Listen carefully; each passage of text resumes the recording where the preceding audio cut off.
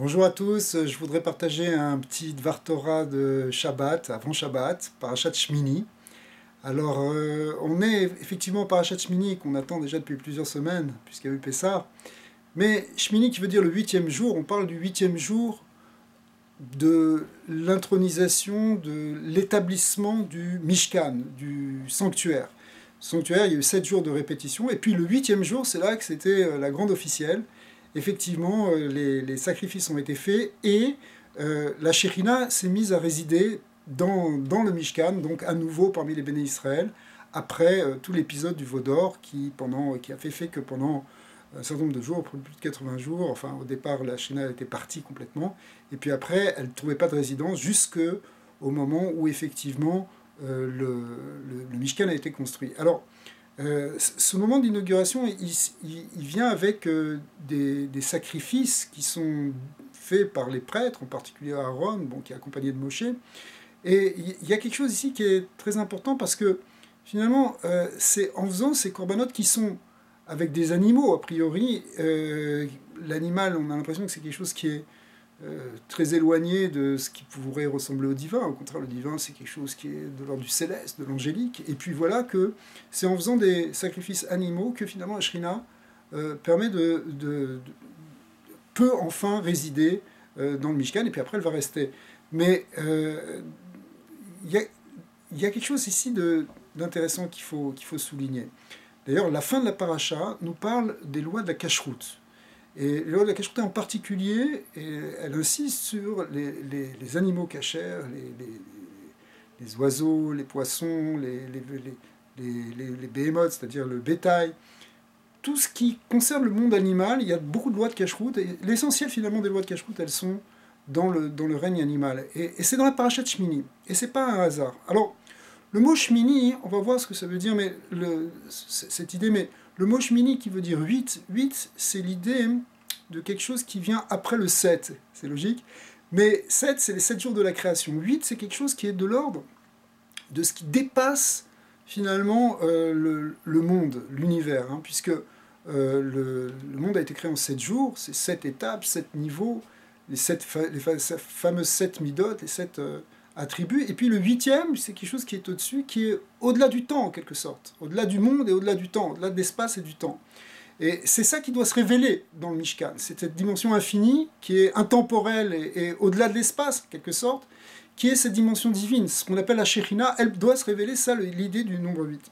Alors, d'un autre côté, la parashat Shmini, elle marque le milieu de la Torah. Hein, on est, depuis Bereshit jusqu'à Zot HaBeracha, on est du début jusqu'à la fin, on est exactement au milieu, et c'est la fin, ce milieu-là, il marque en fait un pivotement dans la Torah, parce que depuis Bereshit, c'est en quelque sorte, si vous voulez, Bereshit, c'est le principe, c'est ce qui est tout en haut, c'est la Chokhmah, la sagesse de Dieu, et puis il y a une espèce de descente qui se fait progressivement. Cette descente, elle vient, d'ailleurs on le voit avec la descente des générations, puisque Adam va sortir du Gan Eden, et puis après c'est Noar, et puis enfin, le tour de Babel, etc. Toutes ces générations qui semblent finalement s'éloigner du Gan Eden, s'éloigner du principe, s'éloigner finalement de la Shekhinah. Et d'ailleurs, les maîtres nous disent, le Rabbi a beaucoup insisté là-dessus dans ses Mahamarim de Bati Legani, que effectivement la Shekhinah, elle a commencé à quitter, elle s'est éloignée de 7 cieux jusqu'au 7e ciel, et puis pour qu'elle revienne sur terre, eh bien finalement il faut 7 générations de tzadikim, et puis c'est avec Moshe Rabbeinu qu'elle vient exactement, et c'est là qu'elle se révèle à nouveau telle qu'elle était d'ailleurs dans le Gan Eden au départ.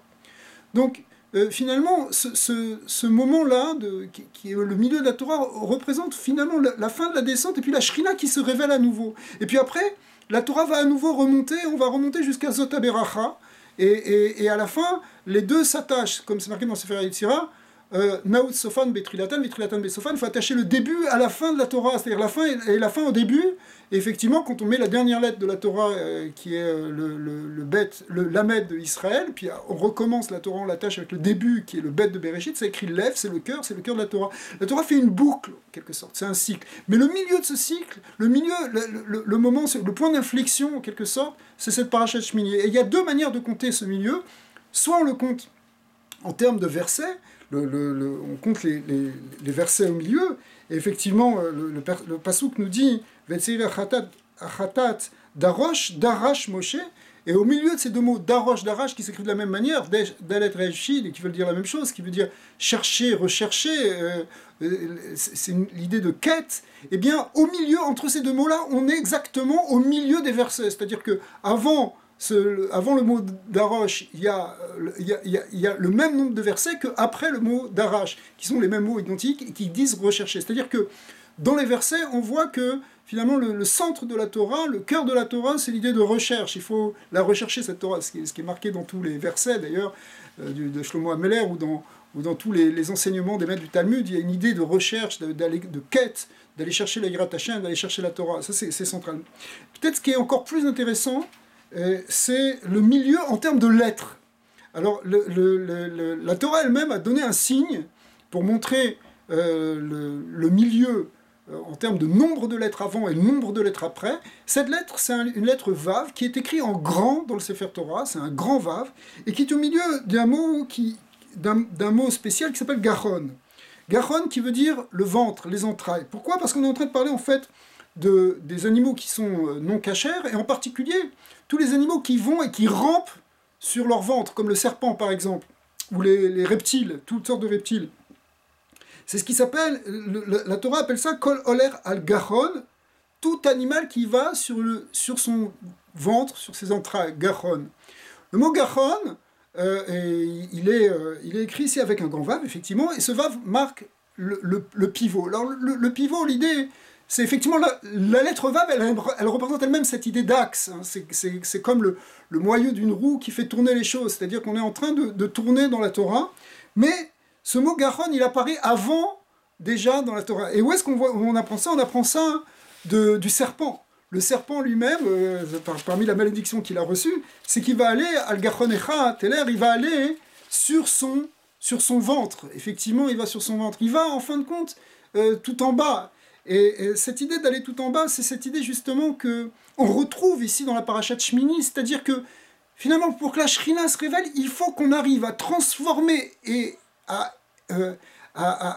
montrer que le monde d'en bas, le monde matériel, le monde finalement, le monde le plus animal, les entrailles finalement du monde, le côté le plus physique, c'est là-bas, quand il y a cette transformation, qu'on peut révéler la présence divine. C'est-à-dire que la présence divine, pour qu'elle se révèle, il ne faut pas simplement qu'on soit dans les sphères spirituelles, il faut que ça descende jusque dans le monde animal, jusque dans, si vous voulez, dans nos entrailles à nous.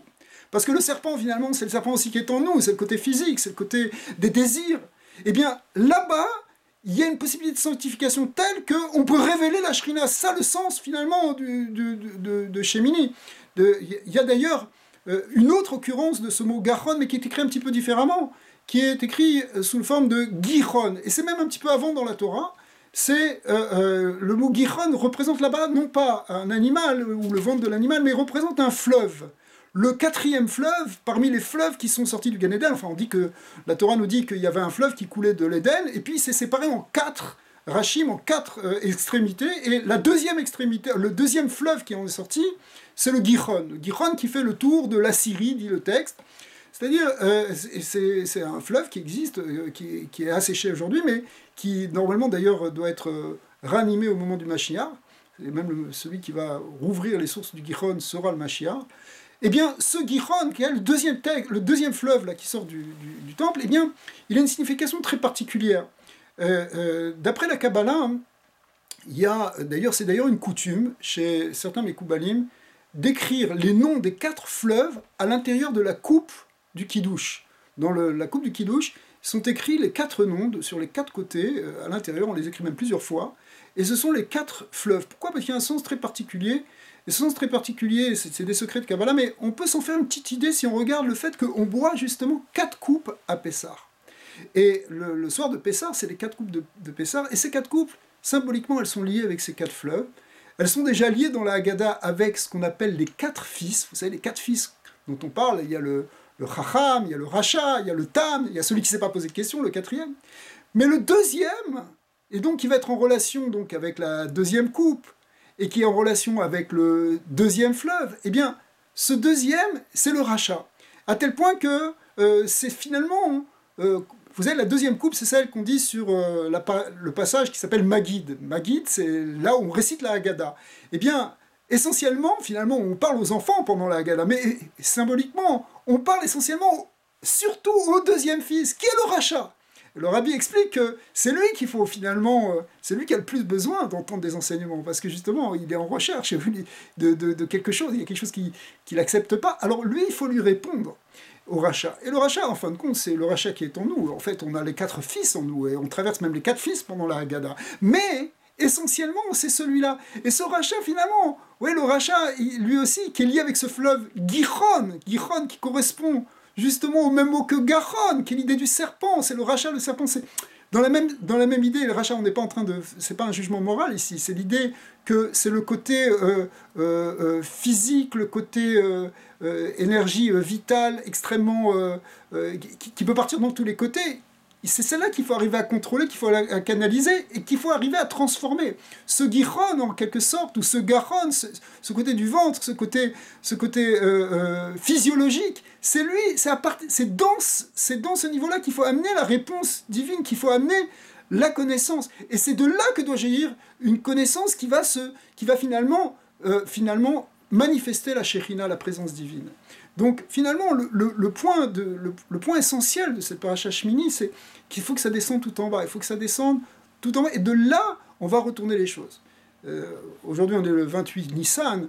Le 28 Nissan, dans l'historique du Rabbi, le Rabbi Lubavitch est arrivé aux États-Unis le 28 Nissan. Alors, souvent, après, plus tard, il faisait des Farbringen, il racontait, il parlait sur cette idée-là de ce que signifie arriver aux États-Unis.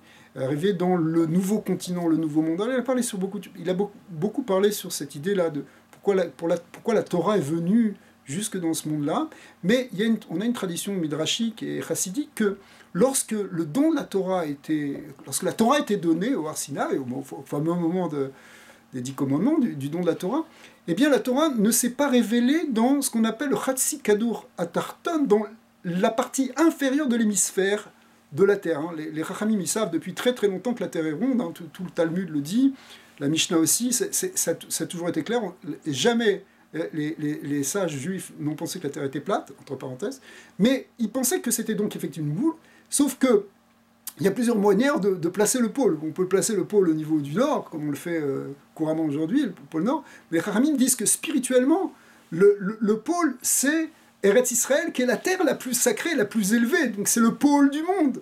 Donc finalement, si vous voulez, si Eretz Israël est au sommet, et le sommet du demi-hémisphère supérieur, si vous voulez, eh bien ce qui va se trouver dans l'hémisphère inférieur, ça va être les Amériques. Donc le continent américain, ou les continents américains, sont dans l'hémisphère inférieur, au sens spirituel. Et là, le Rabbi dit qu'effectivement, le fait que maintenant la Torah que l'Amérique devienne un centre de Torah, c'est devenu un grand centre de Torah, c'est l'idée que finalement la Torah, elle est descendue jusque dans cet endroit qui avait jamais été éclairé jusqu'alors, et de là, il va en quelque sorte, cette lumière qui descend, sous forme d'un rayon incident qui va enfin descendre, elle va rebondir pour être une source d'inspiration pour le monde entier. Et c'est ce qu'on a vu d'ailleurs, avec la Torah du Rabbi, puisque la Torah du Rabbi finalement a rayonné à partir de New York, à partir des États-Unis, elle a rayonné dans le monde entier, elle continue de rayonner dans le monde entier. Donc il y a cette idée ici aussi que les choses sont descendues en quelque sorte tout en bas, dans le monde le plus matérialiste. Est-ce qu'il y avait un endroit plus matérialiste, si vous voulez, jusqu'à aujourd'hui, on peut se demander en tout cas, que les États-Unis? Eh bien de là-bas, dans cet endroit du plus bas de la matière, en quelque sorte, ou le plus matériel, eh bien de là ça rebondit pour finalement permettre à la lumière d'avoir rayonné partout, et cette perfection, si vous voulez, du rayon incident et du rayon réfléchi permet finalement de faire jaillir la vraie image de la Shrina dans le monde. Alors on souhaite que ce Shabbat Shmini, qui est en même temps un Shabbat Mevarechim, on va bénir le mois de Iyar, le mois de Iyar sur lequel il faudra parler, parce que c'est un grand mois de Avodat Hashem, on peut faire des grandes choses pendant le mois d'Iyar, c'est le mois de la Refoua, c'est le mois où on peut guérir spirituellement en comptant le Homer. Eh bien, en tout cas, on espère que ce Shabbat va être un Shabbat plein de lumière, plein de simcha, et qu'on va dévoiler la Shrina dans le monde entier avec Mashiach Tzidkenu. Amen, Ken Yiratzon. Shabbat Shalom à tous. Rien que la simcha, rien que de la bracha.